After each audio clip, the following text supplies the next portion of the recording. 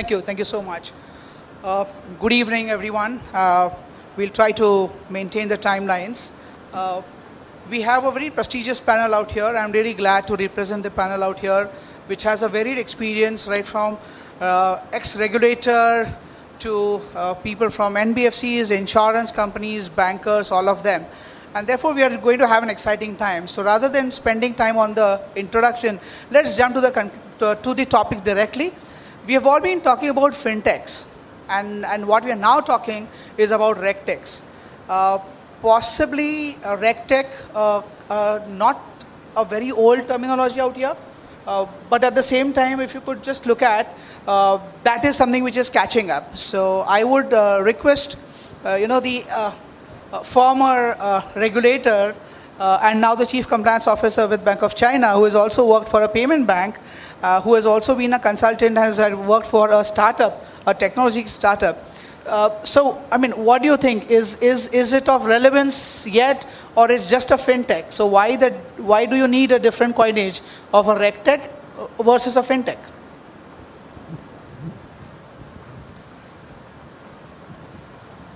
Hi. Hello.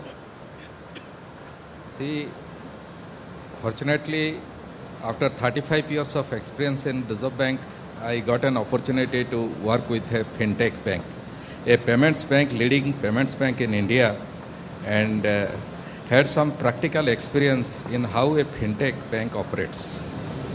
What I found, see, there is a lot of difference between traditional banking and fintech banking. Traditional banking has become monotonous, it is saturated, and nobody is interested in this banking. No, there is no development, there is no innovations. In the other side, fintech is very fast moving, and a lot of innovations are there, and regulations, you find hardly any regulations for that. Regulation is always in the backside, and fintech is advancing very fast. So by the time the regulators catch some violation, the appropriation of profits has already been taken place by the company. That company has already taken whatever it was supposed to take. And regulator cannot do anything because there was no regulation and there is nothing that the company has violated. So lot of innovations are taking place. First, because it's fast moving, and second, there is scope for innovations. So, when payments bank licenses were given in the country to some of the corporates, mostly in the telecom industry, which was very successful in the last decade, they thought they will make banking also, they will take banking to that extent. The way telecom has moved to really remote places, banking should also go. How it will go? They thought we have a telecom base in all the villages, everywhere you will find, telephone instruments, So that way we will also take banking to all the remote places. So in the meantime, what has come that all the telecom operators were advised to take KYC of the telecom users.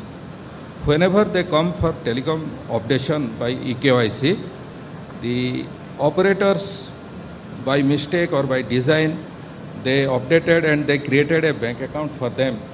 And the promoters of the bank thought that overnight we will have millions of accounts by doing this.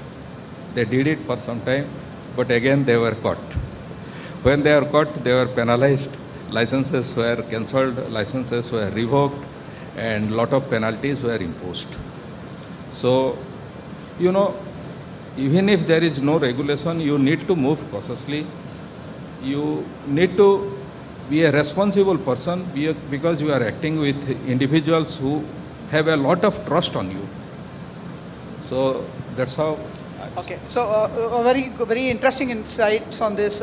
So yes, enabling the digital phase of banking, it's where you would need the technological, the regtech part of it also. So it's more of the technologies which could be used for the compliance, and therefore let's try to understand the context in which the regtech is being used out here. Well, Shailendra, now again coming to you, the insurance part. Now we had the RBI perspective from Sir out here, the banking perspective, the NBFC's perspective. From an insurance perspective, I mean, do you see the need of a RegTech in the insurance segment as well? So good afternoon, everyone. I'm sitting next to a regulator, and I'm a compliance guy. So you have people on both sides of the table. So I think life insurance industry has privatized roughly 20 years back. And in the last 5 to 7 years, you would see it's trying to catch up and evolve with, I won't say the same amount of maturity, but the same amount of growth at which other financial